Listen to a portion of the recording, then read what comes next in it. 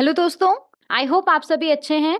तो बहुत सारे लोग रिक्वेस्ट कर रहे थे कि एक लेक्चर गवर्नमेंट स्कीम्स के ऊपर होना चाहिए और उसी को ध्यान में रख करके आज के इस लेक्चर में हम गवर्नमेंट स्कीम्स के बारे में बात करने वाले हैं। ओके, अब देखिए, जब हम गवर्नमेंट स्कीम्स के बारे में बात करते हैं ना, तो देयर आर अनलिमिटेड स्कीम्स, बहुत सारे स्कीम्स हैं और प्रैक्टिकली उन सबको कवर करना पॉसिबल नहीं है। अगर हम कवर कर भी लेते हैं तो उन सबको एक साथ रिटेन करना पॉसिबल नहीं है।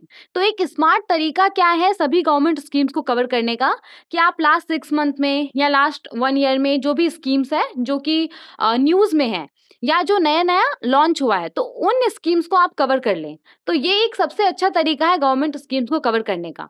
तो इसी को ध्यान में रख करके आज के इस लेक्चर में हम क्या करने वाले हैं, जो भी गवर्नमेंट स्कीम्स है जो कि न्यूज में है 2024 के अंदर, उन सबको हम यहाँ पे डिस्कस करने वाले हैं। तो ये लेक्चर 1 है। इसके बाद मैं कोशिश करूंगी कि एक एक या 2 लेक्चर में जो भी रिमेनिंग गवर्नमेंट स्कीम्स है, देखते हैं कि आज के इस लेक्चर में हम कितने स्कीम को कवर कर पाते हैं। जो भी रिमेनिंग गवर्नमेंट स्कीम्स होगा उसको हम एक और या फिर 2 लेक्चर्स में कवर कर लेंगे। ओके, तो चलिए शुरू करते हैं बिना किसी डिले के। और हाँ, जैसा कि अगर आप लोग टेलीग्राम चैनल आप लोगों ने ज्वाइन किया होगा, तो आपको पता होगा कि वहाँ पे हम जनवरी टू अगस्त का जो भी बैंकिंग एंड फाइनेंस अफेयर्स है उसके ऊपर हम क्वेश्चंस पोस्ट कर रहे हैं। तो आप चाहें तो उन क्वेश्चंस को आप अटेंड कर सकते हैं। और अगर आपको इस लेक्चर का पीडीएफ चाहिए होगा तो वो भी आपको टेलीग्राम चैनल के ऊपर ही मिल जाएगा। डिस्क्रिप्शन बॉक्स में लिंक दिया गया है, वहाँ से जाकर के आप टेलीग्राम चैनल ज्वाइन कर सकते हैं। ओके, तो चलिए शुरू करते हैं बिना किसी डिले के। तो यहाँ पे हमारे पास जो सबसे पहला स्कीम है जिसको हम डिस्कस करने वाले हैं, उसका नाम है प्रधानमंत्री जन धन योजना, PMJDY। हम सबको इस स्कीम के बारे में पता होगा। पहले हम देख लेते हैं कि ये स्कीम है क्या, उसके बाद हम देखेंगे कि ये न्यूज में क्यों था। ओके, जितना भी इंपॉर्टेंट पॉइंट है जिससे क्वेश्चन एग्जाम में पूछा जा सकता है, ट्रस्ट में उन सबको हम डिस्कस करने वाले हैं। बहुत ज्यादा लेंथी नहीं होगा, लेकिन एक भी पॉइंट हम यहाँ पे छोड़ने वाले नहीं हैं। ठीक है, तो देखिए, सबसे पहले तो अगर मैं आपको थोड़ा सा बताऊं, मतलब ये एग्जैक्टली है क्या, अगर मैं आपको 2 लाइन में बताऊं कि ये स्कीम है किस चीज के लिए, प्रधानमंत्री जन धन योजना। तो देखिए, इस स्कीम के तहत कोई भी ऐसा पर्सन जिसका बैंक अकाउंट नहीं है, वो किसी भी बैंक ब्रांच या बिजनेस कॉरस्पॉन्डेंट, जिसको हम बैंक मित्र आउटलेट भी बोलते हैं, वहां पे जाकर के वो एक basic savings bank deposit account open कर सकता है। जैसे कि मान लीजिए आपका कोई दोस्त है, वो ग्रामीण इलाका में रह रहा है और उसका अभी तक एक भी बैंक अकाउंट नहीं है किसी भी बैंक में, तो वो क्या करेगा, वो वहां पे जो बिजनेस कॉरस्पॉन्डेंट होगा, आपको पता होगा कि ग्रामीण इलाका में क्या है कि बैंक का जो ट्रेडिशनल ब्रांचेस होता है ना, वो वहां पे ज्यादा नहीं होता है। बहुत सारा ऐसा ग्रामीण इलाका है जहाँ पे नहीं होता है, तो वहां पे बिजनेस कॉरस्पॉन्डेंट होते हैं, वहां पे एजेंट्स होता है या आउटलेट होता है जिसको हम बैंक मित्र आउटलेट बोलते हैं। तो आपका दोस्त क्या करेगा, वहां पे जाकर के वो एक basic savings bank deposit account खोल लेगा और इसके लिए उसको किसी भी प्रकार का पैसा देने का जरूरत नहीं पड़ेगा, उसको किसी भी प्रकार का फी नहीं देना होगा, वो एक जीरो बैलेंस अकाउंट ओपन कर लेगा। तो ये पूरा है प्रधानमंत्री जन धन योजना। ओके, अब हम स्टैटिक पॉइंट देखते हैं। तो प्रधानमंत्री जन धन योजना को कब लॉन्च किया गया था? 28 अगस्त 2014 को इस स्कीम को लॉन्च किया गया था। 28 अगस्त 2014 को इस स्कीम को लॉन्च किया गया था। और ये डेट आपको आसानी से याद हो जाएगा जब हम देखेंगे कि ये जो स्कीम है वो न्यूज में क्यों था। ठीक है, इस स्कीम का मोटो क्या है, टैगलाइन क्या है? मेरा खाता भाग्य विधाता, माई अकाउंट फॉर्च्यून मेकर, ये इस स्कीम का मोटो है। ओके,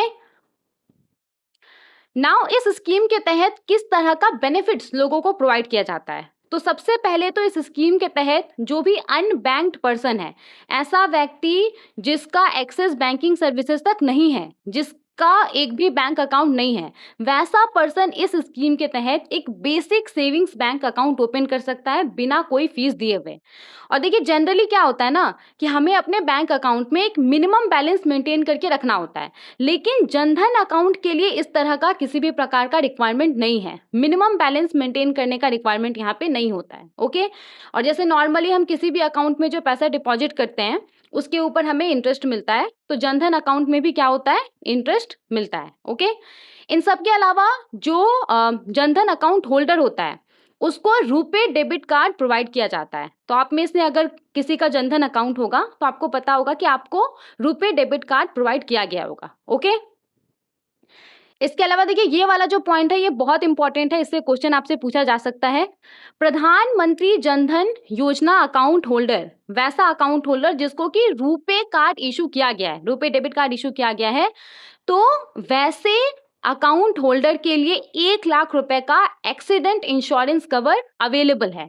लेकिन अगर वो व्यक्ति का जो जनधन अकाउंट है वो उसने 28 अगस्त 2018 के बाद ओपन किया है, तो इस केस में उसको 2 लाख रुपए का जो एक्सीडेंट इंश्योरेंस कवर है वो प्रोवाइड किया जाता है। तो मान लीजिए कि अनफॉर्चुनेटली कोई एक व्यक्ति है, उसका एक्सीडेंट हो जाता है और उसमें वो अनफॉर्चुनेटली डिसेबल हो जाता है, तो इस केस में उसके जो भी फैमिली मेंबर्स है उनको 1 लाख रुपए का जो ये इंश्योरेंस कवर है वो प्रोवाइड किया जाता है। अगर वो जो जनधन अकाउंट होल्डर है उसका अकाउंट 28 अगस्त 2018 के बाद उसने ओपन किया होगा, तो इस केस में उसके फैमिली को 2 लाख रुपए का ये जो एक्सीडेंट इंश्योरेंस कवर है वो प्रोवाइड किया जाएगा। ओके, समझ में आ गया? तो इस पॉइंट से क्वेश्चन आपसे पूछा जा सकता है। 28 अगस्त 2018 के पहले अगर कोई अकाउंट ओपन हुआ है तो वैसे अकाउंट होल्डर के लिए 1 लाख रुपए का एक्सीडेंट इंश्योरेंस कवर है, और 28 अगस्त 2018 के बाद अगर किसी व्यक्ति ने जनधन अकाउंट ओपन किया होगा तो वैसे व्यक्तियों के लिए जो यहाँ पे एक्सीडेंट इंश्योरेंस कवर है वो 2 लाख रुपए का है। Is this clear? ठीक है। अब देखिए यहाँ पे जो भी एलिजिबल अकाउंट होल्डर्स है उसके लिए ओवरड्राफ्ट फैसिलिटी भी अवेलेबल है 10,000 रुपए तक का। तो ओवरड्राफ्ट फैसिलिटी होता क्या है? ये एक तरह का सिंपली लोन होता है। आपके अगर अकाउंट में जीरो बैलेंस है फिर भी आप पैसा विड्रॉ कर सकते हैं, तो ये एक तरह का लोन होता है, ऐसा समझ लीजिए। तो यहाँ पे जो भी एलिजिबल अकाउंट होल्डर्स है वो 10,000 रुपए तक का जो ओवरड्राफ्ट फैसिलिटी होता है वो अवेल कर सकता है। ओके, इसके बाद देखिए अगर 2,000 रुपए तक का ओवरड्राफ्ट फैसिलिटी अवेल किया जाता है तो इसके लिए किसी भी प्रकार का कंडीशन नहीं है। और ओवरड्राफ्ट फैसिलिटी अवेल करने के लिए एज लिमिट क्या है? तो ओवरड्राफ्ट फैसिलिटी अवेल करने के लिए जो एज लिमिट है वो पहले कितना था? 18 से 60 साल था, अभी इसको बढ़ा करके 18 से 65 साल तक कर दिया गया है। ओके, तो ओवरड्राफ्ट फैसिलिटी अवेल करने के लिए जो एज लिमिट है वो पहले 18 टू 60 ईयर्स था, अभी इसको इंक्रीज करके कितना कर दिया गया है? इसको रिवाइज कर दिया गया 18 टू 65 ईयर्स। ओके, और यहाँ पे अक्सर एक सवाल आता है कि क्या कोई माइनर जनधन अकाउंट ओपन कर सकता है? तो इसका आंसर है yes, a minor can open Jan Dhan account, लेकिन उसका उम्र कम से कम 10 साल होना चाहिए। और ऑफ कोर्स ये जो अकाउंट होगा वो उसके जो भी पेरेंट्स होंगे उनके द्वारा इस अकाउंट को हैंडल किया जाएगा। और जब वो जो माइनर है वो जब 18 साल का हो जाएगा तो उसके बाद फिर जो भी राइट है वो उसको ट्रांसफर कर दिया जाएगा। ओके, तो ये सब कुछ कुछ बेनिफिट है। इन सब के अलावा देखिए ये जो जनधन अकाउंट्स है वो किस किस चीज के लिए एलिजिबल है? तो सबसे पहले तो जो डायरेक्ट बेनिफिट ट्रांसफर होता है उसके लिए एलिजिबल है। मतलब कि डायरेक्ट बेनिफिट ट्रांसफर जो सरकार के द्वारा इसके थ्रू किसी भी प्रकार का जो बेनिफिट जो सब्सिडी दिया जाता है तो इस अकाउंट में वो रिसीव किया जा सकता है। ओके, जैसा कि आपको पता होगा कि कोविड के समय में हमारे देश की महिलाओं के लिए सरकार ने अनाउंस किया था कि 500-500 रुपए करके 3 महीने उनको दिए जाएंगे।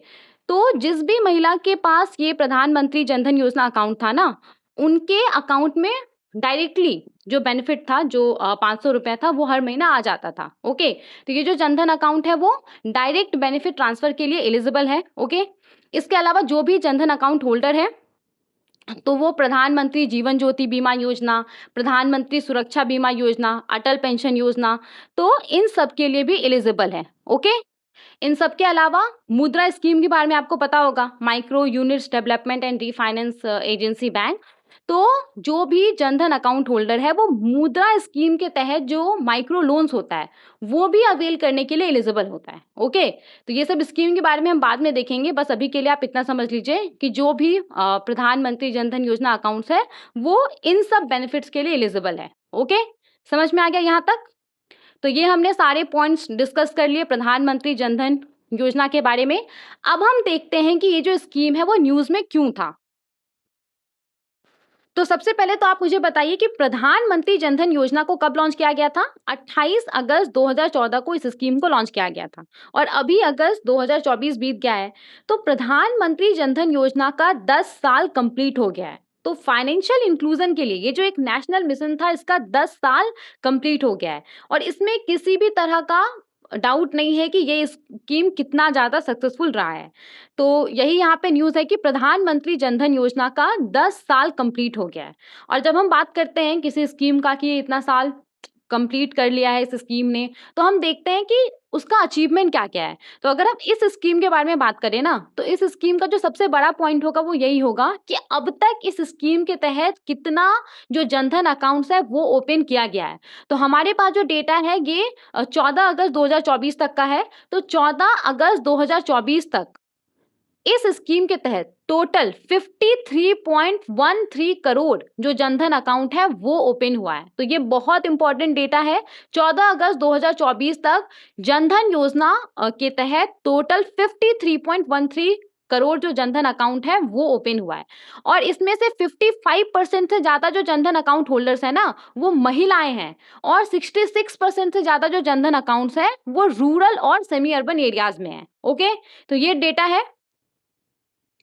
आगे देखते हैं।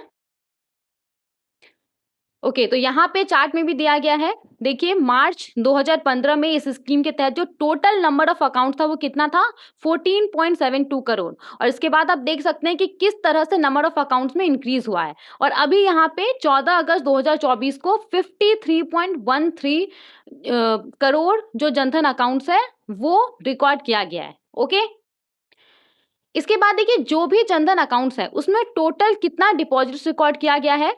तो 14 अगस्त 2024 तक जो भी जनधन अकाउंट्स है मतलब कि 53.13 करोड़ जनधन अकाउंट्स में 2.31 लाख करोड़ जो डिपॉजिट्स है वो रिकॉर्ड किया गया है। तो इसमें भी आप देख सकते हैं कि मार्च 2015 में ये कितना था, 15,670 करोड़ था, राइट। तो यहाँ पे ये इंक्रीज होकर के अभी 14 अगस्त 2024 को कितना रिकॉर्ड किया गया है, 2.31 लाख करोड़ रिकॉर्ड किया गया है। तो जो भी जनधन अकाउंट्स है उसमें टोटल कितना डिपॉजिट देखा गया है, 2.31 लाख करोड़ जो डिपॉजिट है वो देखा गया है। ओके, इसके बाद देखिए जैसा कि हमने देखा था कि जो भी जनधन अकाउंट होल्डर्स है उनको रुपे कार्ड इशू किया गया है, राइट। जो रुपे डेबिट कार्ड्स है वो इशू किया गया है।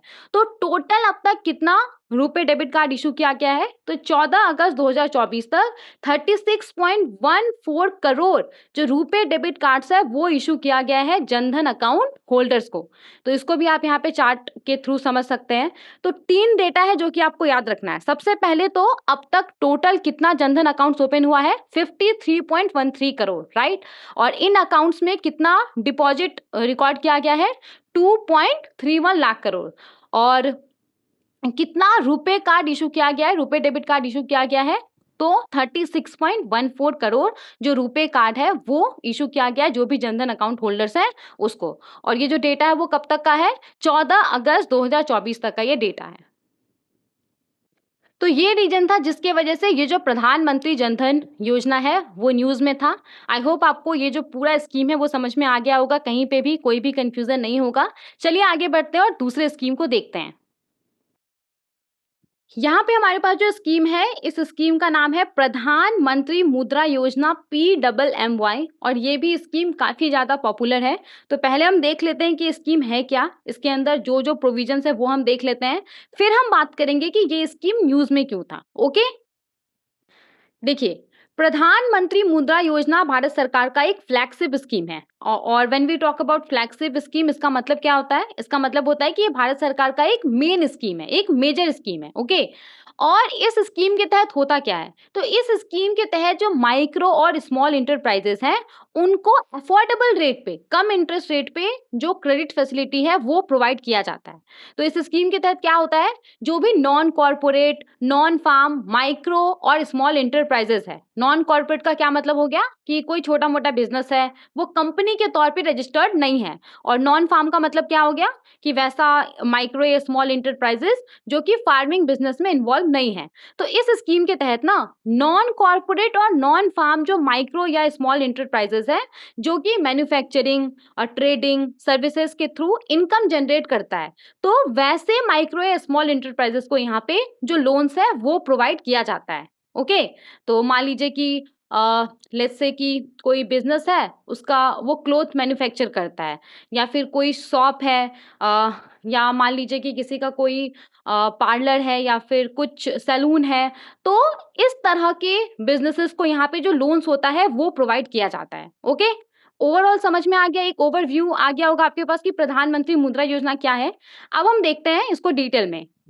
तो सबसे पहले तो देखिए यहाँ पे जो नाम है प्रधानमंत्री मुद्रा योजना, तो यहाँ पे जो ये टर्म है मुद्रा, इसका क्या मतलब होता है? तो इसका फुल फॉर्म काफी इंपॉर्टेंट है। देखिए यहाँ पे मुद्रा का मतलब है M for micro, U for units, D for development, R which is refinance और A फॉर एजेंसी। तो micro units development and refinance agency, ये इसका फुल फॉर्म है। ये काफी इंपॉर्टेंट है, इसको आप याद कर लीजिएगा। ओके, तो ये है क्या? तो ये जो एजेंसी है सिंपली क्या है, एक फाइनेंसिंग इंस्टीट्यूशंस है। तो ये ध्यान रखिएगा कि ये डायरेक्टली जो माइक्रो एंटरप्रेन्योर्स है, जो इंडिविजुअल्स है, उनको लोन प्रोवाइड नहीं करता है। ये क्या करता है ना, तो ये जो बैंक्स है, एनबीएफसीज है, उसके बाद आपका जो माइक्रो फाइनेंस इंस्टीट्यूशंस होता है, उसको ये फंड प्रोवाइड करता है। और फिर ये bank, NBFCs, micro finance institutions जो मुद्रा लोन्स है, वो माइक्रो एंटरप्रेन्योर्स और इंडिविजुअल्स को प्रोवाइड करता है। ठीक है, तो कुछ इस तरीके से ये जो पूरा स्कीम है वो काम करता है। समझ में आ गया यहाँ तक? अब देखिए इस स्कीम को लॉन्च कब किया गया था? तो 8 अप्रैल 2015 को इस स्कीम को लॉन्च किया गया था। ओके, इस स्कीम के तहत 3 तरह का जो मुद्रा लोन्स है वो प्रोवाइड किया जाता है, और जो टाइप्स है वो अमाउंट के ऊपर डिपेंड करता है, लोन का जो अमाउंट है उसके ऊपर डिपेंड करता है। तो 3 टाइप्स कौन कौन सा है? शिशु, किशोर और तरुण। ओके, तो जो शिशु है सबसे पहला, इसके तहत ना 50,000 रुपए तक का जो लोन है वो प्रोवाइड किया जाता है। तो मान लीजिए कि कोई बिजनेस है, वो अपने इनिशियल स्टेज में है, तो वैसे बिजनेस को शिशु कैटेगरी के अंदर 50,000 रुपए तक का जो लोन है वो प्रोवाइड किया जाता है। ओके, इसके बाद दूसरा कैटेगरी क्या है? किशोर। तो कोई बिजनेस है जो कि अपने इनिशियल स्टेज से बाहर आ चुका है और उसको बिजनेस को एक्सपेंड करने के लिए और पैसा चाहिए। तो ये जो किशोर कैटेगरी है, किशोर कैटेगरी के तहत वैसे बिजनेस को 50,000 रुपए से ज्यादा का और 5 लाख रुपए तक का जो लोन है वो प्रोवाइड किया जाता है। ओके, इसके बाद जो तीसरा कैटेगरी है वो है तरुण। मतलब कि वो बिजनेस काफी ग्रो हो चुका है, लेकिन उसको और एक्सपेंड करना है अपने बिजनेस को। ओके, तो ऐसे बिजनेस को यहाँ पे तरुण कैटेगरी के तहत 5 लाख रुपए से ज्यादा का और 10 लाख रुपए तक का जो लोन है वो प्रोवाइड किया जाता है। ओके, समझ में आ गया? तो मुद्रा स्कीम के तहत 3 तरह का जो मुद्रा लोन्स है वो प्रोवाइड किया जाता है, शिशु, किशोर और तरुण। यहाँ पे आप इस इमेज में भी देख सकते हैं। तो शिशु कैटेगरी के अंदर 50,000 रुपए तक का लोन प्रोवाइड किया जाता है, किशोर कैटेगरी के अंदर 50,000 रुपए से ज्यादा का और 5 लाख रुपए से कम का जो लोन है, 5 लाख रुपए तक का जो लोन है वो प्रोवाइड किया जाता है। ओके, तरुण कैटेगरी के अंदर 5 लाख रुपए से ज्यादा का और 10 लाख रुपए तक का जो लोन है वो प्रोवाइड किया जाता है। समझ में आ गया? याद रहेगा, नहीं भूलिएगा इसको।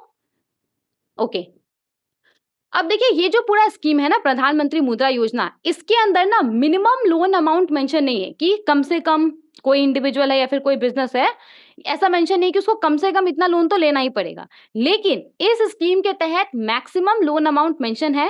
तो यहाँ पे मैक्सिमम लोन अमाउंट कितना है? 10 लाख। 10 लाख रुपए से ज्यादा लोन यहाँ पे प्रोवाइड नहीं किया जा सकता है। ओके, और सबसे बड़ा खासियत इस पूरे स्कीम का यही है कि इसमें किसी भी प्रकार का जो प्रोसेसिंग चार्ज होता है वो नहीं देना पड़ता है बोरोवर को, ना ही तो किसी प्रकार का जो कोलेट्रल होता है वो देना पड़ता है। और इन सब के अलावा एक यहाँ पे पॉइंट और भी है, 1 अप्रैल 2016 के बाद से ना इस स्कीम के अंदर जो अलाइड एग्रीकल्चर एक्टिविटीज हैं उसको भी शामिल कर दिया गया है। मतलब कि अब कोई अलाइड एग्रीकल्चर एक्टिविटीज के लिए भी इस स्कीम के तहत जो मुद्रा लोन है वो ले सकता है। अलाइड एग्रीकल्चर एक्टिविटीज क्या हो गया? जैसे कि आपका हॉर्टिकल्चर हो गया, इसके बाद आपका और क्या हो गया? बी कीपिंग हो गया, एनिमल हस्बेंड्री हो गया। तो ये सब अलाइड एग्रीकल्चर एक्टिविटीज हैं। तो 1 अप्रैल 2016 से अलाइड एग्रीकल्चर एक्टिविटीज को भी इस स्कीम के अंदर शामिल कर दिया गया, यानी कि कोई अलाइड एग्रीकल्चर एक्टिविटीज के लिए भी जो मुद्रा लोन है वो अवेल कर सकता है। ओके, यहाँ तक समझ में आ गया? अब हम थोड़ा सा डेटा के ऊपर आते हैं। तो देखिए सबसे पहले तो यहाँ पे अभी फाइनेंशियल ईयर 2024-25 चल रहा है, राइट? तो फाइनेंशियल ईयर 2024-25 के अंदर अभी तक कितना मुद्रा लोन सैंक्शन किया गया है और कितने अमाउंट का मुद्रा लोन सैंक्शन किया गया है, एक्चुअल में कितना लोन डिसबर्स किया गया है, कितने अमाउंट का, ये सब दिया गया है। 2 इमेज आप देख सकते हैं यहाँ पे। तो फाइनेंशियल ईयर 2024-25 का जो डेटा है ना, वो अभी फिलहाल हमारे लिए इम्पोर्टेंट नहीं है, क्योंकि ये क्या प्रोविजनल डेटा है, ये अभी चेंज होगा, राइट, ये अभी इंक्रीज होगा, क्योंकि फाइनेंशियल ईयर 2024-25 अभी खत्म नहीं हुआ है। तो हमारे लिए कौन सा डेटा इंपॉर्टेंट है? हमारे लिए फाइनेंशियल ईयर 2023-24 का डेटा इंपॉर्टेंट है। तो फाइनेंशियल ईयर 2023-24 में टोटल नंबर ऑफ जो मुद्रा लोन्स है वो कितना सैंक्शन किया गया था, कितना अप्रूव किया गया था। नंबर ऑफ लोन्स के बारे में हम बात करें जिसको कि अप्रूव किया गया था, ओके, तो ये कितना था? 6.67 करोड़, ओके। और अगर हम बात करें कि कितने अमाउंट का जो लोन है वो डिसबर्स किया गया है, ये तो हमने देख लिया, नंबर ऑफ मुद्रा लोन जिसको कि सैंक्शन किया गया, अप्रूव किया गया है। अब कितने अमाउंट का लोन सैंक्शन किया गया, कितने अमाउंट का लोन अप्रूव किया गया है? तो 5.41 लाख करोड़ अमाउंट का जो लोन्स है वो अप्रूव किया गया है। और अगर आप देखेंगे कि कितना अमाउंट का लोन डिसबर्स किया गया है, तो 5.32 लाख करोड़ अमाउंट का जो लोन है वो डिसबर्स किया गया है। तो यहाँ पे आप देख सकते हैं कि अमाउंट सैंक्शनड और अमाउंट डिसबर्स्ड में बहुत ज़्यादा डिफरेंस नहीं है, जो कि इस बात को शो करता है कि ये स्कीम कितना सक्सेसफुल है। मतलब जितना ऑलमोस्ट अमाउंट अप्रूव किया गया है लोन के लिए, उतना डिसबर्स भी किया गया है, ओके, समझ में आ गया? अब देखिए यहाँ पे आई होप आपको ये स्कीम पूरा समझ में आ गया होगा, प्रधानमंत्री मुद्रा योजना। अब हम यहाँ पे देखते हैं कि ये स्कीम न्यूज़ में क्यों था। तो देखिए बजट 2024 अनाउंस हुआ था, हम सबको पता है। तो यहाँ पे ना प्रधानमंत्री मुद्रा योजना के अंदर जो लोन लिमिट है, इसको 10 लाख रुपए से बढ़ा करके 20 लाख रुपीस कर दिया गया है। तो प्रधानमंत्री मुद्रा योजना के अंदर जो लोन लिमिट है वो कितना था? मैक्सिमम 10 लाख रुपीस था, राइट। तो इसको अभी बढ़ा करके कितना कर दिया गया है? 20 लाख रुपीस कर दिया गया है। लेकिन यहाँ पे ये जो लिमिट को इनहेंस किया गया है, ये सिर्फ और सिर्फ ऐसे एंटरप्रेन्योर्स के लिए किया गया है जिन्होंने तरुण कैटेगरी के अंदर पहले लोन लिया हुआ था और उसने सक्सेसफुली लोन का जो रीपेमेंट है वो कर दिया है। तो सिर्फ वैसे एंटरप्रेन्योर्स के लिए यहाँ पे मुद्रा लोन का जो लिमिट है, इसको 10 लाख रुपए से बढ़ा करके कितना कर दिया गया है? 20 लाख रुपए कर दिया गया है, ओके। आई होप आपको ये भी समझ में आ गया होगा ये पूरा स्कीम। चलिए आगे बढ़ते हैं और दूसरे स्कीम को देखते हैं। अब देखिए यहाँ पे हमारे पास जो स्कीम है इसका नाम है sovereign gold bond scheme, SGBs। और ये बहुत ही ज़्यादा इंपॉर्टेंट स्कीम है, खास करके वैसे लोगों के लिए जो कि बैंकिंग एग्जाम का तैयारी कर रहे हैं, तो उन लोगों के लिए ये स्कीम बहुत ही ज़्यादा इंपॉर्टेंट है। देखिए सोवरेन गोल्ड बॉन्ड स्कीम है क्या? तो जो सोवरेन गोल्ड बॉन्ड होता है ना, ये और कुछ भी नहीं गवर्नमेंट सिक्योरिटीज होता है। जैसा दूसरा गवर्नमेंट सिक्योरिटीज होता है, सेम इसी प्रकार से ये सोवरेन गोल्ड बॉन्ड्स भी होता है। ये क्या है? एक तरह का गवर्नमेंट सिक्योरिटीज है। अब ये ग्राम्स ऑफ गोल्ड में डिनोमिनेटेड रहता है। इसका मतलब क्या है? इसका मतलब है कि जैसे लेट्स से कि 1 ग्राम ऑफ गोल्ड का जो वैल्यू होगा, उसके इक्विवेलेंट यूनिट में ये जो बॉन्ड्स है ना वो अवेलेबल रहता है। तो आप मान लीजिए कि आपने सोवरेन गोल्ड बॉन्ड में पैसा इन्वेस्ट किया है, तो ये ना एक certain number of grams of gold को रिप्रेजेंट करेगा, ओके। और इसका जो वैल्यू है ना वो फ्लक्चुएट होगा जो मार्केट में गोल्ड का प्राइस है उसके आधार पे। मतलब कि मार्केट में गोल्ड का प्राइस अगर फ्लक्चुएट होता है, वो इंक्रीज होता है, तो ये जो बॉन्ड है इसका भी जो वैल्यू है वो क्या होगा? इंक्रीज हो जाएगा, ओके। तो ये है सोवरेन गोल्ड बॉन्ड। और देखिए ये ना जो फिजिकल गोल्ड होता है उसका सब्सटीट्यूट होता है। जैसे कि मान लीजिए कि आपको पता है कि गोल्ड में इन्वेस्ट करना काफ़ी सेफ होता है, तो आपको फिजिकल गोल्ड बाय करना है, ओके। तो आप ना फिजिकल गोल्ड बाय करने की जगह पे, क्योंकि अगर आप फिजिकल गोल्ड को बाय करते हैं तो इसको रखने का भी टेंशन रहता है, इसको सिक्योरली आपको रखना होगा, चोरी होने का डर रहता है।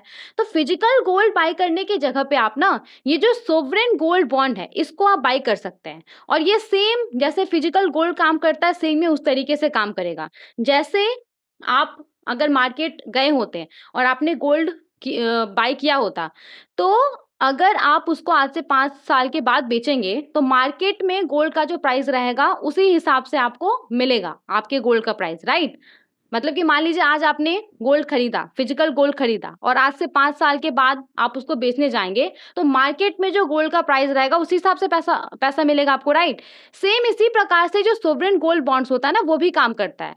तो अगर आज आपने सोवरेन गोल्ड बॉन्ड बाय किया और लेट्स से कि इसका मैच्योरिटी है 8 साल, तो 8 साल के बाद मार्केट में जो गोल्ड का प्राइस होगा उसी हिसाब से आप जब इसको रिडीम करेंगे तो आपको पैसा मिलेगा। तो ये फिजिकल गोल्ड का सब्स्टिट्यूट होता है। फिजिकल गोल्ड को रखने के जगह पे आप सोवरेन गोल्ड बॉन्ड में अपना पैसा इन्वेस्ट कर सकते हैं, आप सोवरेन गोल्ड बॉन्ड बाय कर सकते हैं। ओके, और ये जो सोवरेन गोल्ड बॉन्ड होता है इसको इशू किसके द्वारा किया जाता है? रिजर्व बैंक के द्वारा इसको इशू किया जाता है भारत सरकार के बिहाफ पे। ओके, यहाँ तक समझ में आ गया? एक ओवरव्यू मिल गया होगा आपको कि सोवरेन गोल्ड बॉन्ड स्कीम है क्या। नाउ अब हम स्टैटिक पॉइंट के बारे में बात करने वाले हैं, ठीक है, जिससे क्वेश्चन आपसे पूछा जा सकता है। ये तो मैंने आपको एक जनरल अंडरस्टैंडिंग के लिए बता दिया कि सोवरेन गोल्ड बॉन्ड स्कीम है क्या। ओके, देखिए सोवरेन गोल्ड बॉन्ड स्कीम को नवंबर 2015 में लॉन्च किया गया था। ओके, नवंबर 2015 में इस स्कीम को लॉन्च किया गया था। इस स्कीम के तहत कौन कौन इन्वेस्ट कर सकता है, एलिजिबल इन्वेस्टर्स कौन कौन सा है। ओके, तो सबसे पहले तो इंडिविजुअल्स इस स्कीम के अंदर इन्वेस्ट कर सकता है, सोवरेन गोल्ड बॉन्ड बाय कर सकता है। Hindu undivided family, trust, universities और charitable institution sovereign gold bond buy कर सकता है। ओके, नाउ यहाँ पे देखिए मिनिमम और मैक्सिमम लिमिट क्या है इन्वेस्टमेंट के लिए, मतलब कि अगर आप सोवरेन गोल्ड बॉन्ड में इन्वेस्ट करना चाहते हैं तो कम से कम आपको कितना इन्वेस्ट करना होगा और मैक्सिमम आप कितना इन्वेस्ट कर सकते हैं। तो जो भी बॉन्ड्स होता है वो 1 ग्राम ऑफ गोल्ड या फिर इसके मल्टीपल्स में ये डिनोमिनेटेड रहता है, मतलब कि ये 1 ग्राम ऑफ गोल्ड को रिप्रेजेंट करेगा, 2 ग्राम, 3 ग्राम, 4 ग्राम, 5 ग्राम, इस तरीके से ये डिनोमिनेटेड रहता है। ओके, अगर आपको सोवरेन गोल्ड बॉन्ड में इन्वेस्ट करना है तो कम से कम आपको 1 ग्राम ऑफ गोल्ड में इन्वेस्ट करना ही करना होगा। अगर आपको करना है तो कम से कम आपको 1 ग्राम गोल्ड में इन्वेस्ट करना होगा और मैक्सिमम इंडिविजुअल्स और Hindu undivided family 4 KG gold में इन्वेस्ट कर सकता है। ओके, तो मिनिमम इन्वेस्टमेंट कितना है? 1 ग्राम, और मैक्सिमम लिमिट क्या है इन्वेस्टमेंट का?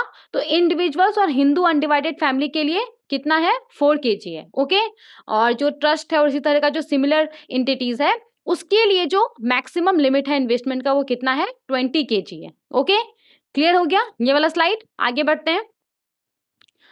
अब देखिए सोवरेन गोल्ड बॉन्ड क्या है? बॉन्ड है एक तरीके का, तो जाहिर सा बात है कि इसके ऊपर जो इन्वेस्टर्स होगा उसको इंटरेस्ट भी मिलेगा। तो सोवरेन गोल्ड बॉन्ड के ऊपर ना 2.50% पर एनम के हिसाब से ये फिक्स रेट है, ये चेंज नहीं होता है। तो सोवरेन गोल्ड बॉन्ड के ऊपर 2.50% पर एनम के हिसाब से जो इंटरेस्ट है वो प्रोवाइड किया जाता है, जो भी इनिशियल इन्वेस्टमेंट अमाउंट होता है उसके ऊपर। ओके, और यहाँ पे ये जो इंटरेस्ट है वो सेमी एनुअली हर 6 महीने में जो इन्वेस्टर है उसके बैंक अकाउंट में क्रेडिट किया जाता है। ओके, तो सोवरेन गोल्ड बॉन्ड के ऊपर जो इंटरेस्ट रेट है वो कितना है? 2.50% पर एनम, और ये फिक्स्ड रेट है, इसमें चेंज नहीं होता है। ठीक है, इसके बाद देखिए यहाँ पे कौन कौन सा ऑथराइज्ड एजेंसीज है जो कि सोवरेन गोल्ड बॉन्ड को सेल कर सकता है। कौन कौन सोवरेन गोल्ड बॉन्ड को सेल कर सकता है? तो नेशनलाइज्ड बैंक्स हो गया, जो भी पब्लिक सेक्टर अंडरटेकिंग बैंक्स है वो हो गया। इसके बाद आपका स्केड्यूल्ड प्राइवेट बैंक्स हो गया, स्केड्यूल्ड फॉरेन बैंक्स हो गया, जो डेजिग्नेटेड पोस्ट ऑफिसेस का ब्रांच रहता है वो हो गया, stock holding corporation of India limited हो गया, ऑथराइज्ड जो स्टॉक एक्सचेंज है जैसे कि एनएससी, बीएससी। तो ये सब ऑथराइज्ड एजेंसीज है सोवरेन गोल्ड बॉन्ड को सेल करने के लिए। ठीक है, ये सब सोवरेन गोल्ड बॉन्ड सेल कर सकता है। ओके, नाउ देखिए यहाँ पे अगर आपने सोवरेन गोल्ड बॉन्ड में इन्वेस्टमेंट किया तो क्या आप इसको मैच्योरिटी से पहले रिडीम कर सकते हैं? क्या प्री मैच्योर रिडेम्पशन अलाउड है? तो उसके बारे में यहाँ पे बोला गया है। तो सबसे पहले तो सोवरेन गोल्ड बॉन्ड का जो मैच्योरिटी पीरियड है वो कितना है? 8 साल का इसका मैच्योरिटी पीरियड है। डू नॉट फॉरगेट दिस, ये बहुत इंपॉर्टेंट है।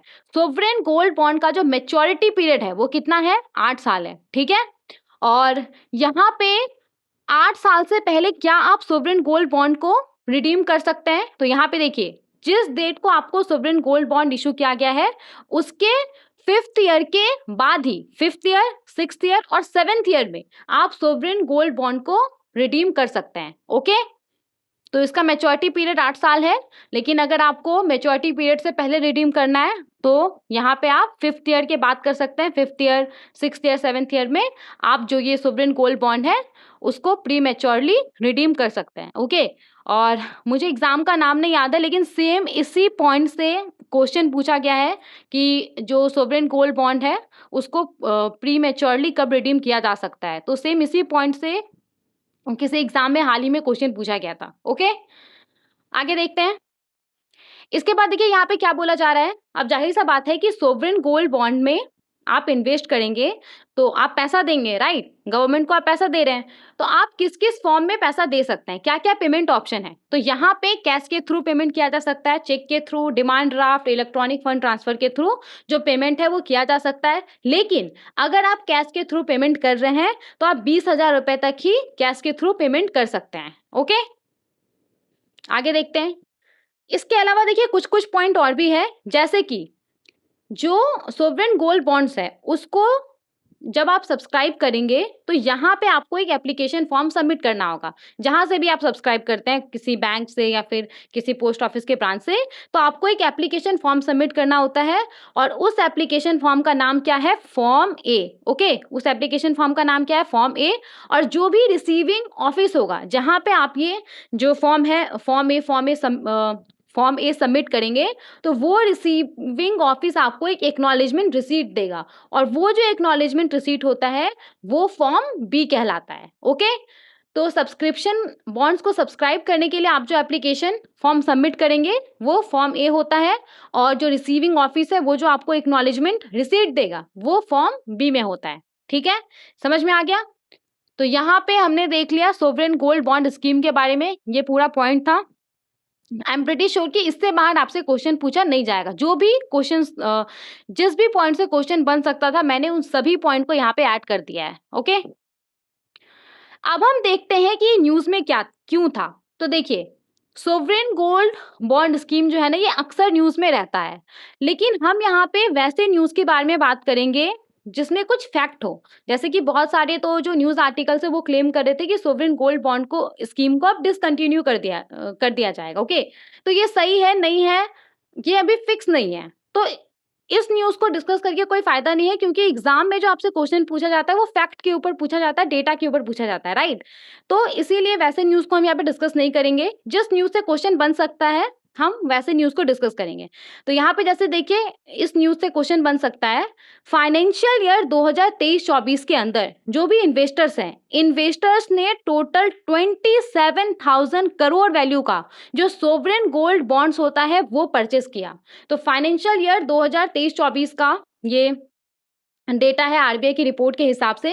फाइनेंशियल ईयर 2023-24 में टोटल 27,000 करोड़ वैल्यू का जो सोवरेन गोल्ड बॉन्ड्स है वो परचेस किया गया है इन्वेस्टर्स के द्वारा। तो this is very important. Okay, तो एक न्यूज तो ये है।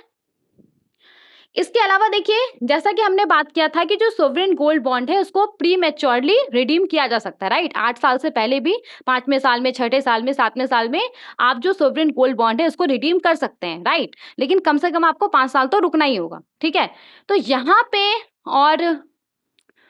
पे जो सोवरेन गोल्ड बॉन्ड्स है ना उसके प्री मैच्योर रिडेम्पशन के लिए आरबीआई ने डेट्स अनाउंस किया है। ओके, तो आपको पता होगा कि जो सोवरेन गोल्ड बॉन्ड्स है ना उसको सीरीज में इशू किया जाता है, इसको ट्रांचेस में इशू किया जाता है, पहला सीरीज, दूसरा सीरीज, इस तरीके से जो सोवरेन गोल्ड बॉन्ड्स है इसको इशू किया जाता है। तो 2017 से लेकर के 2020 तक जो भी अलग अलग सीरीज में सोवरेन गोल्ड बॉन्ड्स को इशू किया गया है, तो यहाँ पे उसके लिए जो प्री मैच्योर रिडेम्पशन डेट्स होता है उसको आरबीआई ने अनाउंस किया है। तो जैसा कि आप देख सकते हैं, जैसे कि मान लीजिए कि 2017-18 का जो सीरीज 1 इशू किया गया है, ओके, उसमें अगर आपने सोवरेन गोल्ड बॉन्ड्स में निवेश किया है तो यहाँ पे 11 अक्टूबर 2024 से लेकर के 2 नवंबर 2024 तक का आपके पास समय है। आप यहाँ पे प्री मैच्योर रिडेम्पशन के लिए जो रिक्वेस्ट है वो सबमिट कर सकते हैं। ठीक है, तो आरबीआई ने सिंपली यहाँ पे पूरा डेट अनाउंस किया है प्री मैच्योर रिडेम्पशन के लिए। 2017 से लेकर के 2020 तक जो भी अलग अलग सीरीज में सोवरेन गोल्ड बॉन्ड्स इशू किया गया है उसके लिए प्री मैच्योर रिडेम्पशन को आरबीआई ने अनाउंस किया है। तो मैंने बस यहाँ पे इसे ऐसे ही लगा दिया, आपको इसको याद करने का या पढ़ने का जरूरत नहीं है, मैंने बस समझने के लिए इसको यहाँ पे लगा दिया है।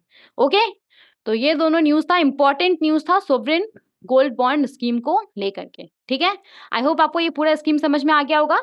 चलिए आगे बढ़ते हैं और दूसरे स्कीम को देखते हैं। यहाँ पे हमारे पास जो स्कीम है उसका नाम है senior citizen saving scheme, SCSS, और ये भी काफी ज्यादा इंपॉर्टेंट स्कीम है।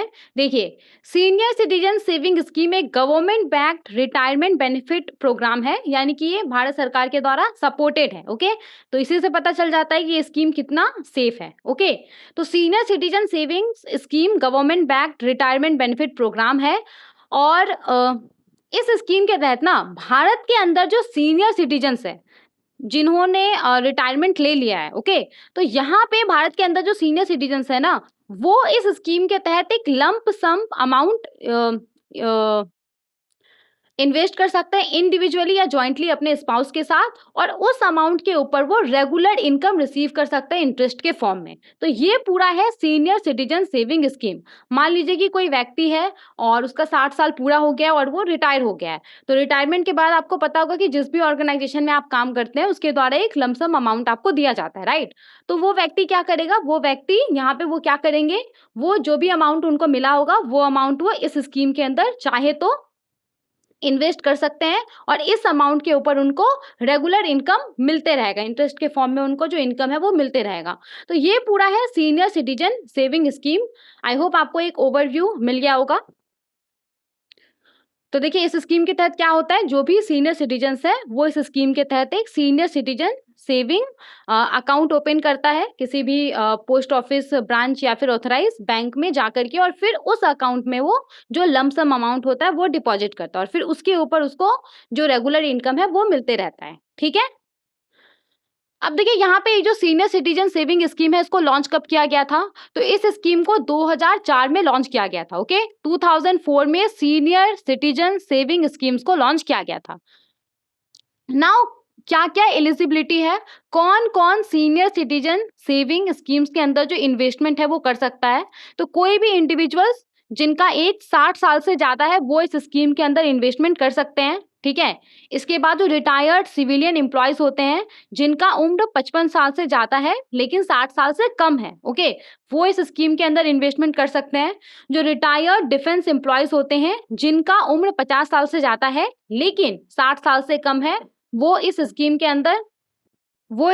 के अंदर जो इन्वेस्टमेंट है वो कर सकते हैं, ठीक है। तो इंडिविजुअल्स जिनका उम्र 60 साल से ज्यादा है, रिटायर्ड सिविलियन एम्प्लॉयज जिनका उम्र 55 साल से ज्यादा है लेकिन 60 साल से कम है, और रिटायर्ड डिफेंस एम्प्लॉय जिनका उम्र 50 साल से ज्यादा है और 60 साल से कम है। तो ये सब यहाँ पे एलिजिबल है सीनियर सिटीजन सेविंग्स स्कीम्स के अंदर इन्वेस्टमेंट करने के लिए, ओके। लेकिन इसके अलावा देखिए जो नॉन रेसिडेंट इंडियंस है और जो हिंदू अनडिवाइडेड फैमिलीज है वो इस स्कीम के अंदर एलिजिबल नहीं है इन्वेस्टमेंट के लिए। तो इस पॉइंट को याद रखिएगा, नॉन रेसिडेंट इंडियंस और हिंदू अनडिवाइडेड फैमिलीज इस स्कीम के अंदर एलिजिबल नहीं है इन्वेस्टमेंट के लिए, ओके। आगे देखते हैं और क्या क्या पॉइंट है। अब देखिए अगर हम बात करें कि इस स्कीम के अंदर कोई सीनियर सिटीजन कितना इन्वेस्टमेंट कर सकता है, ओके, तो इस स्कीम के अंदर ना जो मिनिमम इन्वेस्टमेंट है वो 1000 है। मतलब कि अगर कोई सीनियर सिटीजन है वो इस स्कीम के अंदर इन्वेस्टमेंट करना चाहते हैं तो कम से कम उनको 1000 रुपया तो इन्वेस्ट करना ही करना होगा, ओके। और मैक्सिमम वो कितना इन्वेस्ट कर सकते हैं, तो मैक्सिमम वो 30 लाख रुपीज इन्वेस्ट कर सकते हैं, ओके। और यहाँ पे जो भी इन्वेस्टमेंट उनके द्वारा किया जाएगा उसका मैच्योरिटी पीरियड क्या होगा, तो यहाँ पे उसका जो मैच्योरिटी पीरियड होगा वो होगा 5 साल का, ठीक है। टेन्योर जो है वो होगा 5 इयर्स का। लेकिन अगर इंडिविजुअल्स चाहे तो वो जो मैच्योरिटी पीरियड है उसको और 3 साल के लिए एक्सटेंड भी कर सकते हैं, ठीक है। ये प्रोविजन है। अब देखिए यहाँ पे इस स्कीम के अंदर जो भी पैसा इन्वेस्ट किया जाता है उसके ऊपर इंटरेस्ट रेट क्या मिलता होगा उनको, तो अभी जो इंटरेस्ट रेट है वो 8.2% पर एनम है, ओके। अभी जो इंटरेस्ट रेट है वो कितना है, 8.2% पर एनम है। और ये जो इंटरेस्ट है ना वो क्वार्टरली पे किया जाता है, ओके। जो भी डिपॉजिटेड अमाउंट है उसके अगेंस्ट में जो क्वार्टरली इंटरेस्ट है वो पे किया जाता है डिपॉजिटर्स को या जो इन्वेस्टर्स हैं उसको, ठीक है। और यहाँ पे देखिए ये जो इंटरेस्ट रेट है ना वो पर क्वार्टर चेंज भी होता है, हर 3 महीने में ये चेंज होता है, इसको मॉडिफाई किया जाता है, ओके। यहाँ तक समझ में आ गया। अब देखिए यहाँ पे एक सवाल आता है कि क्या प्री मैच्योर क्लोजर अलाउ है, मतलब कि 5 साल से पहले क्या इस स्कीम में जो आप अकाउंट ओपन करते हैं senior citizen saving account open करते हैं क्या उसको क्लोज किया जा सकता है 5 साल से पहले भी। तो देखिए यहाँ पे अगर 1 साल से पहले जो अकाउंट है उसको क्लोज किया जाता है तो जो भी इंटरेस्ट पे किया गया होगा उस अकाउंट में उसको प्रिंसिपल अकाउंट से रिकवर कर लिया जाएगा, ठीक है। 1 साल के बाद लेकिन 2 साल से पहले अगर अकाउंट को क्लोज किया जाता है तो जो भी प्रिंसिपल अमाउंट होगा उसका 1.5% जो पैसा है वो प्रिंसिपल अमाउंट से डिडक्ट कर लिया जाएगा पेनल्टी के तौर पे, ठीक है। और अगर 2 साल के बाद अकाउंट क्लोज किया जाता है, मतलब कि मैच्योरिटी पीरियड से पहले लेकिन 2 साल के बाद जो अकाउंट है वो क्लोज किया जा रहा है, तो इस केस में जो प्रिंसिपल अमाउंट है उसका 1% जो पैसा है वो डिडक्ट कर लिया जाएगा। ओके, तो ये यहाँ पे प्री मैच्योर क्लोजर के लिए कुछ कुछ नियम है। अब देखिए, अगर हम बात करें ना कि ये स्कीम न्यूज में क्यों था, तो इस पर्टिकुलर स्कीम को लेकर के कोई मेजर न्यूज नहीं था, लेकिन फिर भी मैंने इस स्कीम को इसलिए ऐड किया है क्योंकि इस स्कीम से प्रीवियसली क्वेश्चन पूछे गए हैं और खास करके जो इंटरेस्ट रेट है ना उसके ऊपर क्वेश्चन पूछा गया है। तो देखिए, अभी तो ये आपका सितंबर चल रहा है, तो जुलाई अगस्त सितंबर, हाँ, तो जुलाई से सितंबर क्वार्टर के लिए जो इंटरेस्ट रेट है वो कितना है, 8.2% पर एनम है, और ये जो इंटरेस्ट है वो क्वार्टरली पे किया जाता है। ओके, तो इंटरेस्ट रेट पे क्वेश्चंस पूछा गया है प्रीवियसली, इसीलिए मैंने इस स्कीम को यहाँ पे ऐड किया है। हमारा मेन ऑब्जेक्टिव क्या है कि ज्यादा से ज्यादा क्वेश्चन हम एग्जाम में कर सके गवर्नमेंट स्कीम्स के ऊपर, ठीक है। समझ में आ गया, सीनियर सिटीजन सेविंग्स स्कीम। अब आगे बढ़ते हैं, दूसरे स्कीम को देखते हैं। आगे बढ़ने से पहले सॉरी गाइस अगर आप लोगों को नॉइज आ रहा होगा, वैसे तो आई डोंट थिंक कि उतना नॉइज आ रहा होगा, लेकिन अगर नॉइज आ रहा है तो प्लीज बियर दिस। पिछले 2 दिन से काफी ज्यादा बारिश हो रहा है यहाँ पे, इसके वजह से हो सकता है कि आपको नॉइज आ रहा होगा। ओके, तो सॉरी फॉर दैट। चलिए शुरू करते हैं। देखिए, यहाँ पे हमारे पास जो स्कीम है वो है प्रधानमंत्री उज्ज्वला योजना। प्रधानमंत्री उज्ज्वला योजना एक फ्लैगशिप स्कीम है। अगेन, ये क्या है, भारत सरकार का एक मेजर स्कीम है। और इसका उद्देश्य क्या है, तो इसका उद्देश्य है हमारे देश के अंदर जो रूरल एरियाज है वहां पे जो परिवार है, वहां पे जो फैमिलीज है और जो डिप्राइव्ड हाउस होल्ड है, यानी कि वैसा फैमिलीज जो कि इकोनॉमिकली और सोशली वो लोग काफी कमजोर है, आर्थिक रूप से काफी कमजोर है, सामाजिक रूप से काफी कमजोर है, तो वैसे परिवारों को क्लीन कुकिंग फ्यूल प्रोवाइड करना है इस पूरे प्रधानमंत्री उज्ज्वला योजना का उद्देश्य है। तो सिंपली इस योजना के तहत जो एलपीजी होता है, लिक्विफाइड पेट्रोलियम गैस, जो एलपीजी सिलेंडर का हम इस्तेमाल करते हैं, तो इस योजना के तहत वैसे परिवारों को एलपीजी सिलेंडर प्रोवाइड किया जाता है। ओके, तो पहले क्या होता था, पहले जो ग्रामीण इलाका में जो महिलाएं रहती हैं या फिर ऐसा परिवार जो कि सोशली और इकोनॉमिकली काफी वीक है, उन परिवारों के द्वारा ट्रेडिशनल कुकिंग फ्यूल का इस्तेमाल किया जाता था, राइट। जैसे कि फायरवुड हो गया, लकड़ी हो गया, कोयला हो गया, जो काऊ डंग केक्स होता है जिसको हम आम बोलचाल का भाषा में गोईठा बोलते हैं, तो इन सब चीजों का इस्तेमाल करके इन सब कुकिंग फ्यूल का इस्तेमाल किया जाता था महिलाओं के द्वारा खाना बनाने के लिए, जो कि डेफिनेटली सेफ नहीं था, जिसका बहुत ही नेगेटिव इम्पैक्ट पड़ता था जो ग्रामीण इलाके में महिलाएं रहती हैं उनके ऊपर, और जो हमारा इन्वायरमेंट है उसके ऊपर भी। ग्रामीण इलाके में जो महिलाएं रहती थी उनके हेल्थ पे काफी ज्यादा नेगेटिव इम्पैक्ट पड़ता था, उनको सांस से जुड़ा हुआ समस्या हो जाता था, आंख से जुड़ा हुआ उनको समस्या हो जाता था, और बहुत सारे महिलाओं को ये रियलाइज भी नहीं होता था कि इसके वजह से ये जो वो इन सब कुकिंग फ्यूल का इस्तेमाल कर रही हैं उसके वजह से उनको ये सब समस्या हो रहा है। तो इस चीज को रोकने के लिए, और हमारे इन्वायरमेंट के ऊपर भी काफी नेगेटिव प्रभाव पड़ता था, जाहिर सा बात है कि अगर लोग लकड़ी का इस्तेमाल करके खाना बनाएंगे तो ज्यादा से ज्यादा पेड़ का कटाई होगा, तो ये क्या हो रहा है, डिफॉरेस्टेशन को बढ़ावा मिल रहा है, राइट। और हमारा जो एयर है वो भी पॉल्यूट होगा। तो इन सब चीजों को यहाँ पे रोकने के लिए प्रधानमंत्री उज्ज्वला योजना को लॉन्च किया गया। तो प्रधानमंत्री उज्ज्वला योजना के तहत क्या होता है, इस योजना के तहत सिंपली वैसी महिलाएं जो कि गरीब परिवार से बिलोंग करती है, तो उन महिलाओं को इस योजना के तहत ना फ्री में जो एलपीजी कनेक्शंस है वो प्रोवाइड किया जाता है, जो एलपीजी सिलेंडर है, जो स्टोव है वो प्रोवाइड किया जाता है, ताकि वो जो ट्रेडिशनल कुकिंग फ्यूल है, जो गोईठा है, उसके बाद जो कोयला है, जो लकड़ी है, इन सब का इस्तेमाल ना करे, वो क्लीन कुकिंग फ्यूल का इस्तेमाल करके खाना बनाए। हालांकि ये जमीनी स्तर पे हम सबको पता है कि ग्रामीण इलाके में अगर आप जाएंगे और देखेंगे तो वहां पे भले ही उज्ज्वला योजना के तहत बहुत सारे महिलाओं के पास जो ये सिलेंडर है, एलपीजी सिलेंडर वो आ गया है, लेकिन उसके बावजूद भी उसको रिफिल कराने के डर से उसके बावजूद भी वो सिलेंडर रखी हुई रहती है, लेकिन वो फिर भी जो ट्रेडिशनल कुकिंग फ्यूल है उसका इस्तेमाल करती है। तो ये यहाँ पे एक चीज है, हालांकि हमें यहाँ पे स्टैटिक पॉइंट पढ़ना है, तो चलिए देखते हैं। देखिए, प्रधानमंत्री उज्ज्वला योजना को लॉन्च कब किया गया था, तो 1 मई 2016 को इस योजना को लॉन्च किया गया था। कहाँ से इस योजना को लॉन्च किया गया था? तो बलिया उत्तर प्रदेश से इस योजना को लॉन्च किया गया था। ओके, इस योजना का टैगलाइन क्या है? तो इस योजना का टैगलाइन है स्वच्छ ईंधन बेहतर जीवन। ओके, और किस मिनिस्ट्री के द्वारा इस योजना को लॉन्च किया गया था? तो ministry of petroleum and natural gas. तो काफी इंपॉर्टेंट है ये वाला पॉइंट। किस मिनिस्ट्री के तहत इस योजना को लॉन्च किया गया था? Ministry of petroleum and natural gas के द्वारा इस योजना को लॉन्च किया गया था। ओके, इस योजना के तहत टारगेट क्या था?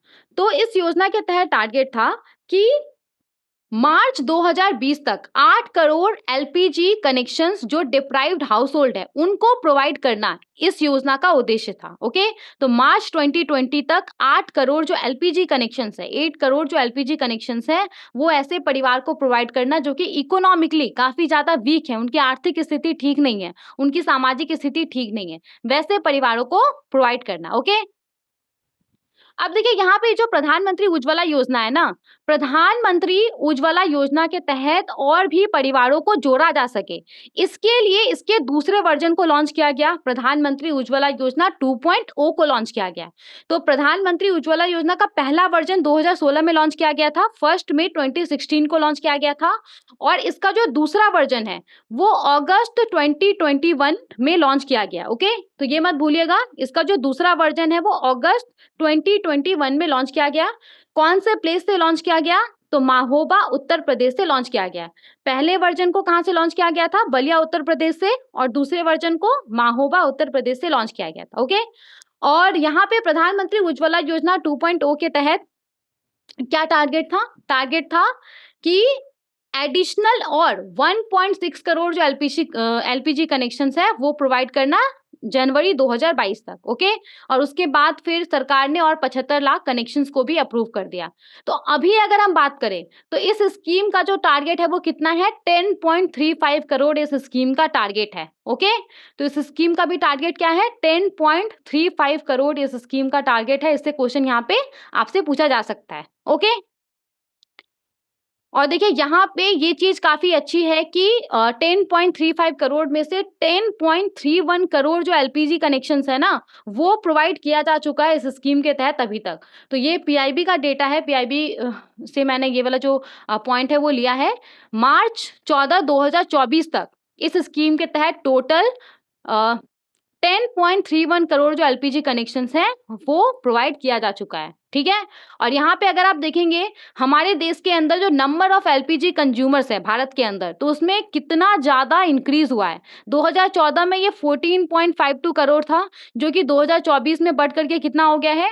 32.17 करोड़ हो गया है। 2 के स्पीड से ये जो इंक्रीज है वो हुआ है पिछले 10 सालों में। ओके, तो फरवरी 2024 का ये डेटा है, number of LPG consumers in India. तो 2014 में कितना था? 14.52 करोड़ था, और ये 2024 में बढ़ करके कितना हो गया है? 32.17 करोड़ हो गया है। ओके, अब हम देखते हैं कि इस स्कीम के तहत किस तरह का जो बेनिफिट्स है वो प्रोवाइड किया जाता है। ओके, तो देखिए इस स्कीम के तहत सबसे पहले तो completely free LPG connection provide किया जाता है, और जो फर्स्ट रिफिल होता है वो प्रोवाइड किया जाता है। यानी कि सबसे पहले तो जो सिलेंडर है, एलपीजी कनेक्शन है वो प्रोवाइड किया जाता है, और सिलेंडर में जो पहली बार गैस को फिल किया जाता है ना, जो फर्स्ट रिफिल होता है ना, वो यहाँ पे फ्रीली प्रोवाइड किया जाता है। ठीक है, जो भी बेनिफिशियरी है उसको, और साथ ही में जो गैस स्टोव होता है वो भी प्रोवाइड किया जाता है। ठीक है, तो free LPG connection including first refill and stove provide किया जाता है।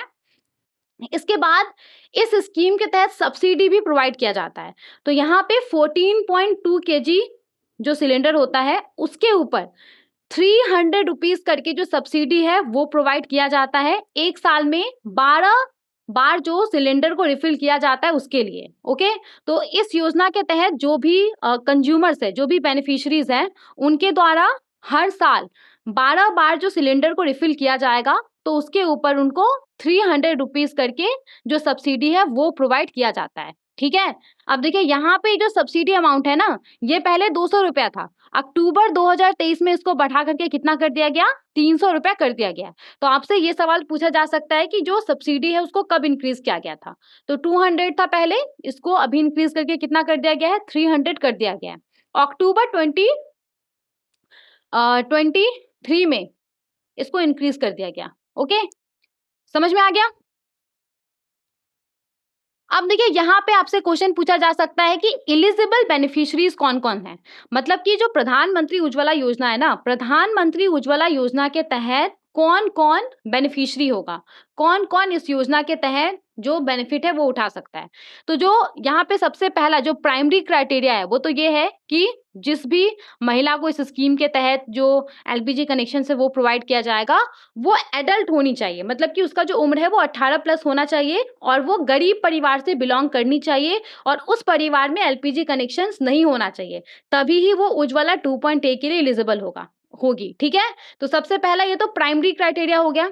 इसके बाद देखिए जो भी बेनिफिशरीज होंगी ना, वो इनमें से एक कैटेगरी से बिलोंग करनी चाहिए। तो अब ये कैटेगरी कौन कौन सा है, तो सबसे पहला तो है कि उनका जो भी परिवार होगा, जो भी महिला है उनका जो भी परिवार होगा, वो socio economic and caste census 2011 के तहत एलिजिबल होनी चाहिए। मतलब कि socio economic and caste census 2011 के तहत वो एज अ पुअर फैमिली के तौर पे, उसका जो परिवार है, उनका जो परिवार है वो पुअर फैमिली के तौर पे जो आइडेंटिफाइड है वो होना चाहिए। ठीक है, इसके बाद यहाँ पे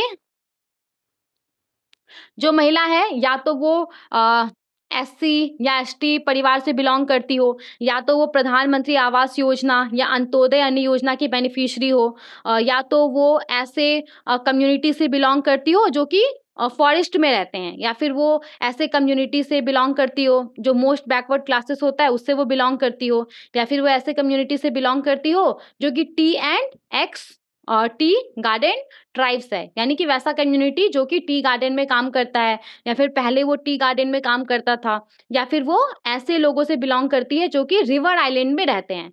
ठीक है, तो यहाँ पे ये सब कुछ कुछ क्राइटेरिया है।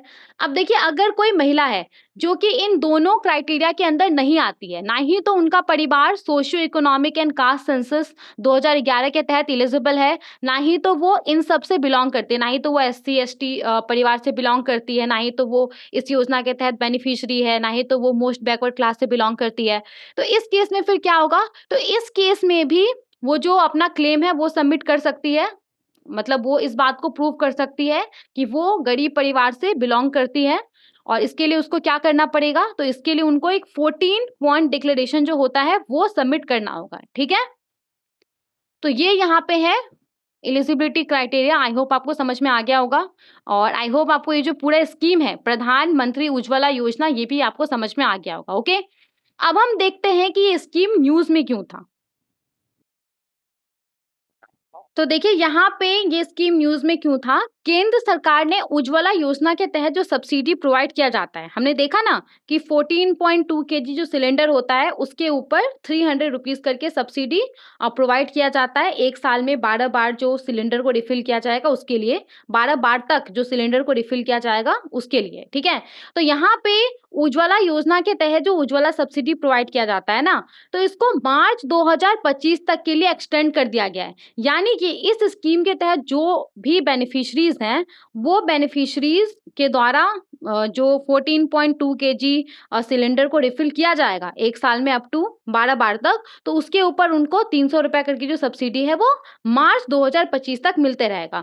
तो उज्ज्वला योजना के तहत जो उज्ज्वला सब्सिडी है इसको मार्च 2025 तक के लिए एक्सटेंड कर दिया गया है। आप इंडियन एक्सप्रेस का आर्टिकल देख सकते हैं, ये centre x tends Ujjwala subsidy till March 2025। Okay, तो इससे आपसे क्वेश्चन पूछा जा सकता है एग्जाम में।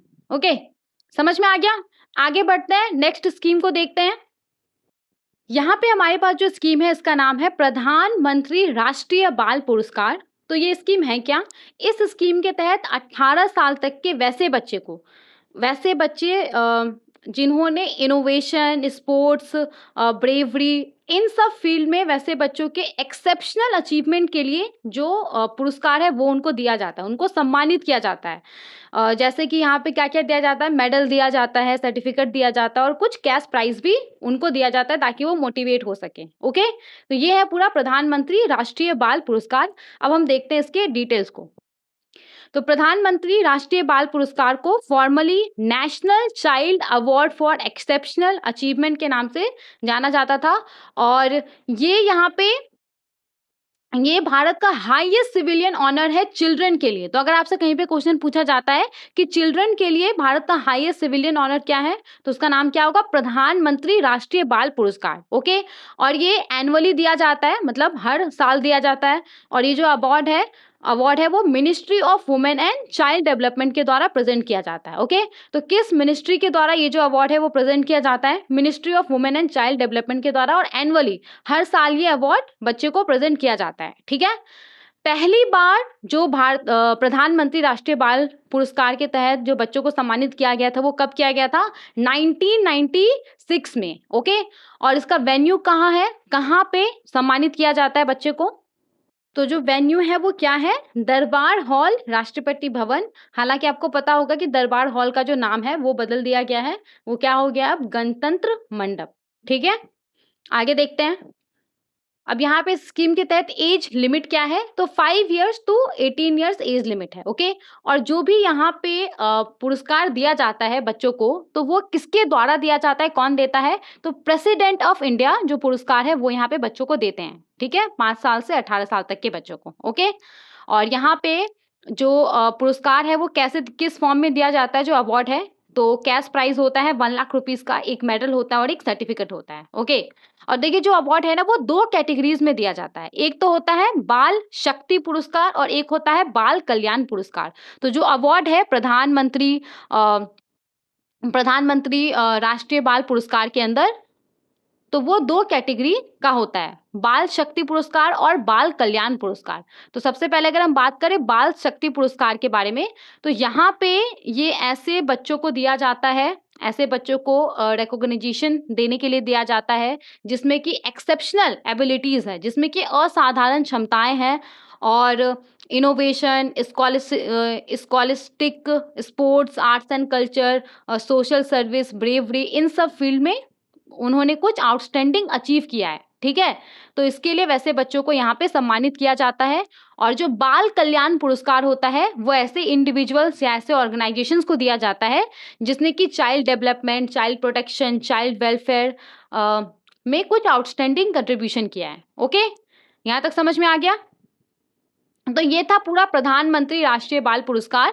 अब हम देखते हैं कि ये जो पूरा स्कीम है वो न्यूज़ में क्यों था।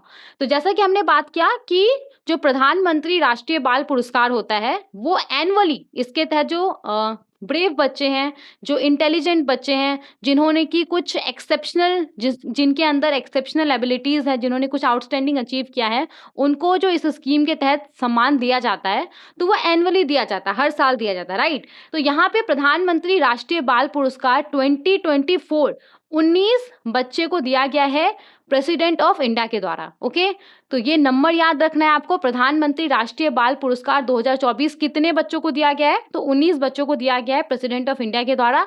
कौन कौन से कैटेगरी में? तो देखिए, bravery, science and technology and innovation के कैटेगरी में एक एक बच्चे को ये जो अवार्ड है वो दिया गया है। सोशल सर्विस की कैटेगरी में 4 बच्चे को अवार्ड दिया गया है। स्पोर्ट्स के कैटेगरी में 5 बच्चे को अवार्ड दिया गया है। और आर्ट एंड कल्चर कैटेगरी में 7 बच्चों को ये जो अवार्ड है वो दिया गया है। ओके, समझ में आ गया? तो यहाँ पे आपको ये नंबर याद रखना है कि प्रधानमंत्री राष्ट्रीय बाल पुरस्कार 2024 कितने बच्चों को दिया गया था? 19 बच्चे को दिया गया था। ओके, 19 बच्चों को दिया गया था प्रेसिडेंट ऑफ इंडिया के द्वारा। और यहाँ पे आप चाहें तो नाम भी देख सकते हैं, हालांकि आई डोंट थिंक नाम आपसे पूछा जाएगा या फिर नाम उतना इम्पोर्टेंट है। आप चाहें तो यहाँ पे देख सकते हैं, मैंने 19 नाम यहाँ पे दे दिया है। ठीक है, तो ये सब अवार्डीज है ऑफ प्रधानमंत्री राष्ट्रीय बाल पुरस्कार 2024 के। ओके, तो ये आज के इस लेक्चर का हमारा लास्ट स्कीम है जिसको हमने डिस्कस किया है। जो भी रिमेनिंग स्कीम्स बचा हुआ है जिसको डिस्कस करना है, तो वो मैं कोशिश करूंगी कि और एक या फिर और 2 लेक्चर्स में उसको मैं कंप्लीट कर दूं। ओके, आई होप आपको ये लेक्चर इन्फॉर्मेटिव लगा होगा। Thank you so much for watching.